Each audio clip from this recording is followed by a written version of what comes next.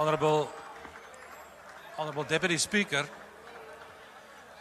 the discussion we have today was brought to the House by the Honourable Mr. Malema, and it deals with the decision by the US government to halt aid to South Africa and our response thereto. And I wanted to thank Mr. Malema for bringing this topic to the House because I think it's a very important subject that we need to discuss.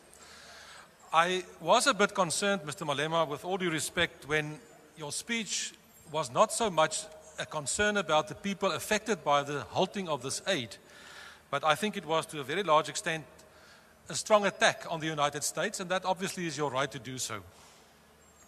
Now, since PEPFAR was created in 2023, the United States has spent more than $8 billion, my apology, on this project in South Africa, which made a huge difference to many, many people.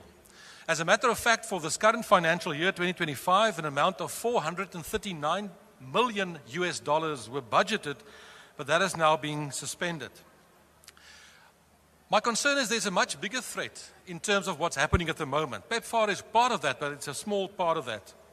The United States is the second largest trading partner of South Africa. It plays a very important and a very pivotal role in our economy in that sense. And at the moment, we do have the situation where the relationships between South Africa and the United States is not in a good place. And I know that the Honourable Minister of International Relations is going to participate later.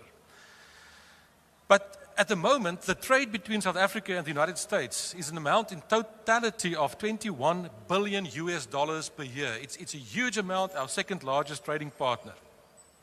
Of that amount of money, the AGOA agreement accounts for 3.6 billion rand.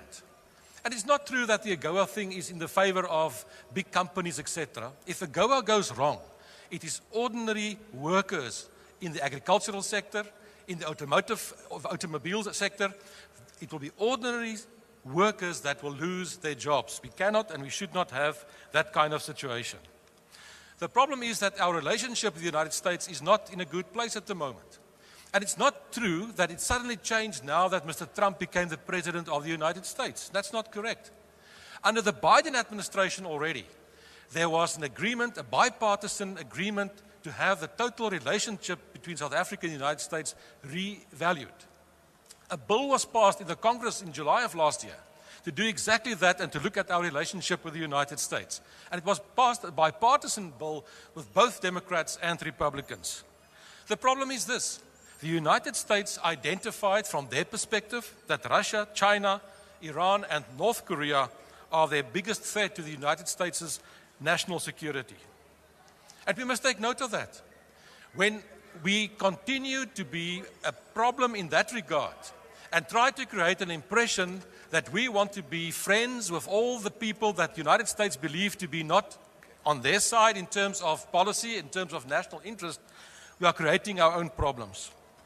Maybe we should learn and take a lesson from Mr. Modi from India. India is a senior player in the BRICS alliance, senior partner there. But Mr. Modi visited the United States recently after Mr. Trump's election. He signed a very important trade agreement with the United States that also includes the delivery of weapons, etc., for the economy of India. What did he do? Mr. Modi did put India first. And my appeal would be to the Minister of International Relations, let's put South Africa first. Let's do what's in the best interest of our own country, our own citizens, and act in that manner. We don't have to choose sides for this and against that. Thank you very much.